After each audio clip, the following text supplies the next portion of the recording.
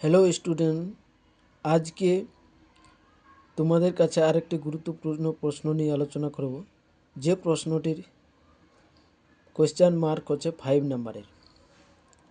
এটা হলো BA political সায়েন্সের 3rd সেমিস্টারের মেজর সাবজেক্টের একটি গুরুত্বপূর্ণ প্রশ্ন। প্রশ্নটি হলো, রাজনৈতিক সংস্কৃতি বলতে কী বুঝো? সংস্কৃতি ও রাজনৈতিক সংস্কৃতির মধ্যে পার্থক্য। এই প্রশ্নটির মধ্যে 2 নম্বরের প্রশ্ন আসতে পারে, শুধুমাত্র যে রাজনৈতিক সংস্কৃতি বলতে কী বুঝো, এটা 2 নম্বরের জন্য। আবার সংস্কৃতি ও রাজনৈতিক সংস্কৃতির মধ্যে পার্থক্য লোক, এটা 5 নম্বরের, অথবা আবার 2 নম্বরেরও আসতে পারে। তো এটা 5 নম্বরের এলে 5 নম্বরের পার্থক্য লিখতে হবে, আবার 2 নম্বরে এলে 2টি পার্থক্য দিলে যথেষ্ট। তাহলে এখানে রাজনৈতিক সংস্কৃতি বলতে কী বুঝো? রাজনৈতিক সংস্কৃতি বলতে যা বোঝায় সেটা হলো যে মানুষের সামাজিক জীবনের, প্রত্যেকটি মানুষের, অর্থাৎ মানুষের কি বলছে, যে সামাজিক জীবনের একটা গুরুত্বপূর্ণ দিক হলো সংস্কৃতি। অন্যদিকে রাজনৈতিক জীবনের একটা গুরুত্বপূর্ণ দিক হলো রাজনৈতিক সংস্কৃতি। সংস্কৃতি বলতে বোঝায় এখানে কালচার, বা ইংরেজিতে সংস্কৃতিকে আমরা কি বলি, কালচার বলে। সেই কালচার বা সংস্কৃতি বলতে বোঝায় সমগ্র সমাজের প্রতি মানুষের দৃষ্টিভঙ্গি, বিশ্বাস, মূল্যবোধ, অভ্যাস, আচার আচরণ, প্রথা ইত্যাদির সমষ্টি।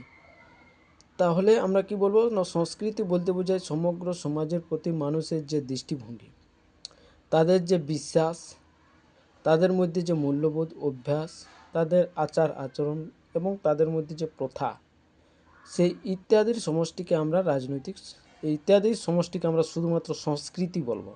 অন্যদিকে রাজনৈতিক সংস্কৃতি বলতে বোঝায় রাষ্ট্রের প্রতি। তাহলে রাজনৈতিক সংস্কৃতি হচ্ছে রাষ্ট্রের প্রতি, আর সংস্কৃতিটি শুধুমাত্র যদি আমরা সংস্কৃতি বলি সেটা আছে সমাজের প্রতি। তাহলে অন্যদিকে রাজনৈতিক সংস্কৃতি বলতে বোঝায় রাষ্ট্রের প্রতি মানুষের রাজনৈতিক দৃষ্টিভঙ্গি, রাজনৈতিক বিশ্বাস, মূল্যবোধ, অভ্যাস, আচার আচরণ, প্রথা ইত্যাদি। অর্থাৎ political culture, set of ideas, attitude, believe, faith etc towards the state. অর্থাৎ রাষ্ট্রের প্রতি আমাদের মানুষের বা আমাদের যে রাজনৈতিক দৃষ্টিভঙ্গি, রাজনৈতিক বিশ্বাস থাকতে বা মূল্যবোধ থাকতে, অভ্যাস, আচার আচরণ, প্রথা ইত্যাদি সমষ্টিকে আমরা রাজনৈতিক সংস্কৃতি বলি।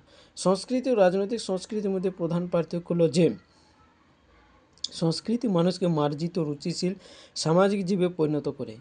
তাহলে সংস্কৃতি মানুষকে একটা কী করে না, মার্জিত করে, রুচিশীল করে এবং সামাজিক জীবে পরিণত। কিন্তু রাজনৈতিক সংস্কৃতি মানুষকে সুনাগরিক করে গড়ে তোলে।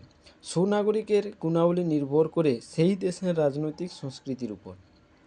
তাহলে প্রত্যেকটা দেশের সুনাগরিকের গুণাবলীটা নির্ভর করবে সেই দেশের রাজনৈতিক সংস্কৃতির উপর। একটি দেশের শাসন কাঠামোকে রাজনৈতিক সংস্কৃতির উপর, একটি দেশের শাসন কাঠামোকে যেমন শক্তিশালী করে, তেমনি শাসন ব্যবস্থাকে গণভিত্তির উপর প্রতিষ্ঠিত করে।